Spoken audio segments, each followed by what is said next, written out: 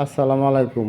এইমাত্র বাংলাদেশের সিআইডিগণ খুঁজে বের করেছে কিভাবে মিসাইল তৈরি করেছে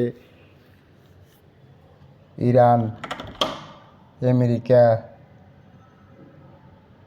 কোন জায়গা থেকে গবেষণা করে বের করছে মিসাইল কিভাবে বানানো হয়, সেই জিনিসপত্র আপনাদেরকে দেখাচ্ছি, দেখতে থাকুন।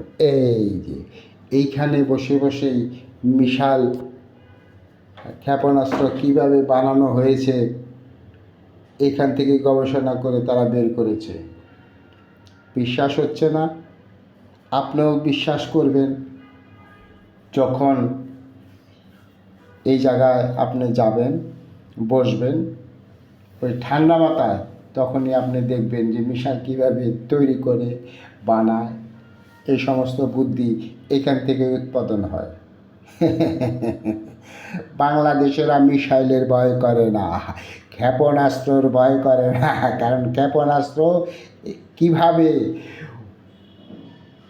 বানানো হয় তা এখান থেকেই গবেষণা করছে।